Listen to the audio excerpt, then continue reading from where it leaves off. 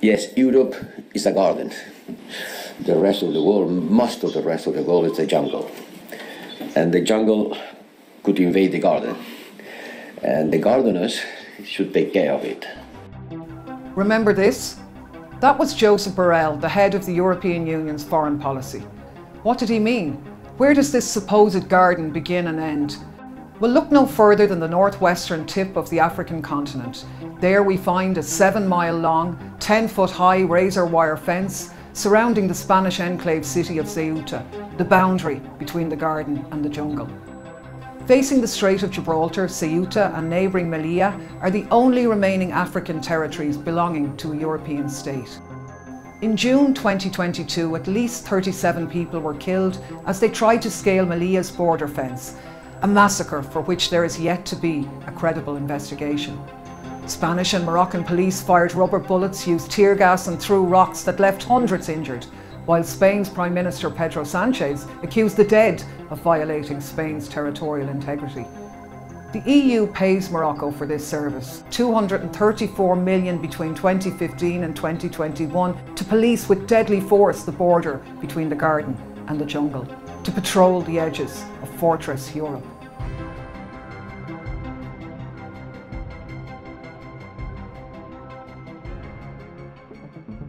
This deadly Fortress Europe has been under construction for decades. In 1990, the members of the European Community signed the Dublin Convention, which shifted responsibility for processing asylum claims from the country where the asylum seeker claimed asylum to the first member country that the person had entered.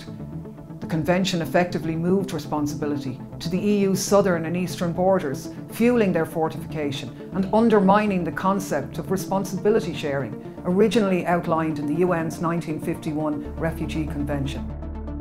The system was designed, according to Brussels, to limit the secondary movements of applicants for international protection between member states.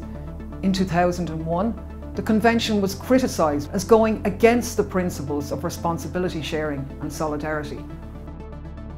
The border fences surrounding Ceuta and Melilla, the same border fences where migrants are now massacred, were put up following the Dublin Convention.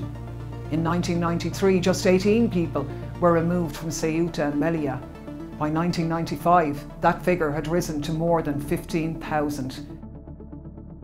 Then Spain's Interior Minister promised to seal off the border. And that's when the EU began to sign doorman deals with the governments of Turkey, Libya and other nearby non-EU countries. In exchange for aid, these countries would stop refugees at their borders. In 2018, for example, after receiving 80 million from Brussels, Turkey completed a 764-kilometre concrete wall along its Syrian border, closing one of the few remaining routes for those fleeing war. 35.6 million went to the private Turkish company Otokar for the construction of armoured vehicles that patrolled the Syrian border. The Turkish arms manufacturer Aselsan was paid 30 million to provide surveillance vehicles for the Greek border. In June 2023, 1 month after the European Parliament condemned the Tunisian government for its crackdown against trade unions, civil society, the independent judiciary, migrants and political opponents, Ursula von der Leyen, the unelected head of the European Commission, announced that the EU would pay Tunisia 100 million to control its borders.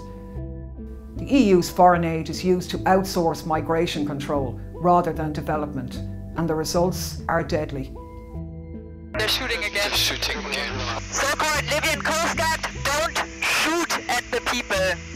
Since 1993, over 50,000 have died at the hands of Fortress Europe policies. Each death is a tragedy, and they have accelerated since the EU's border forces were integrated in 2005 into an institution called Frontex. In 2022, Forensic Architecture, a research agency investigating human rights violations based at the University of London, revealed a systematic and illegal campaign to brutalise and abandon asylum seekers approaching Greek shores on the EU's southern border, committed with the silent consent and participation of Frontex and the EU. An investigation by Le Monde, Der Spiegel and others found that in the 18 months to September 21, Frontex had been involved in pushing back over 950 people in the Aegean Sea. Let's examine just one of these cases. On the 1st of March 2020, 65 asylum seekers were heading across the Mediterranean on an inflatable boat near the Greek island of Lesbos. They were spotted by Frontex guards. Soon an Hellenic Coast Guard patrol vessel attacked the migrants' boat, removing its engine and petrol tank and leaving it adrift. The group was later picked up by the Turkish Coast Guard off the coast of Babakale. Records from Frontex's own database, obtained through a Freedom of Information request, show at least 22 incidents in which asylum seekers were taken off dinghies, put into Greek life rafts and left adrift at sea. Fortress Europe turned the famous blue waters of the Aegean, the same sea that draws millions to Greece and its tourist economy, into one of the world's biggest graveyards. For those who survive the crossing, the violence does not stop. The policing of its waters is paired with a network of detention centres and open-air prisons that incarcerate those who reach Europe.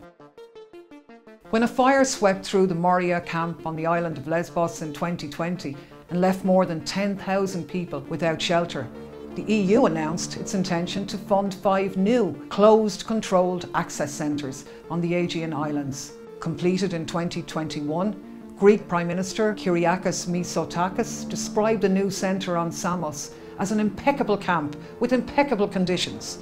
EU officials described those 5 new facilities as a new generation of refugee camps. Testimony from Samos says otherwise.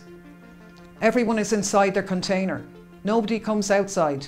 Everyone is depressed and sick in some way from loneliness, from their legal situation or status and other problems they have in their lives, says Mehdi, a 23-year-old Afghan. We refugees are not guilty criminals. We are human. We came here with hope.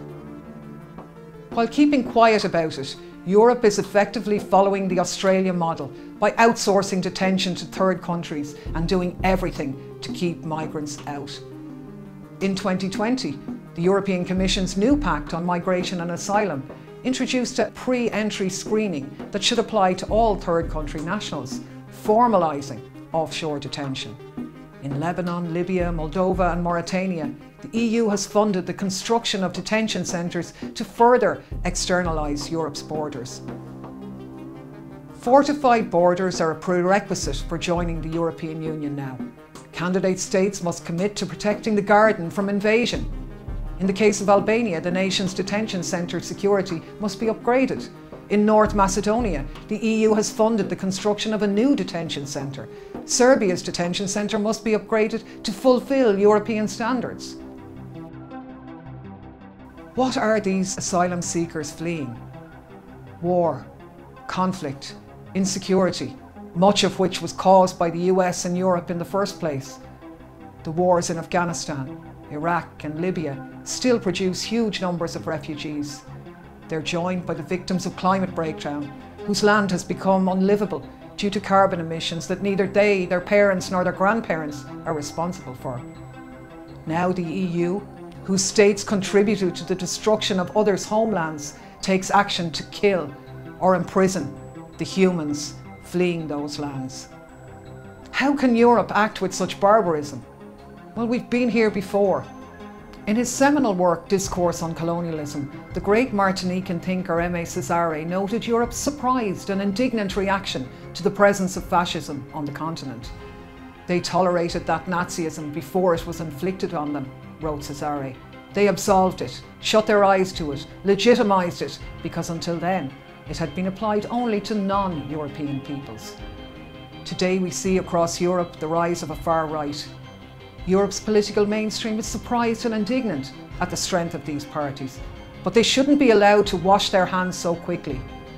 It is Europe's mainstream parties, the parties of the so-called centre, the Christian Democrats, the Liberals, and yes, the Social Democrats, sharing power for decades, who have built this fortress Europe. They designed the policies, they wrote the laws, they awarded the contracts, they built the camps. It is they who describe Europe as a garden and the majority world as a jungle. And it is they who are the authors of the shocking, systemic violence doled out on EU borders every passing day against desperate, vulnerable people seeking safety and security. They have normalised it. It is their violence, the externalised violence of the EU and European states, that is breeding fascism at home.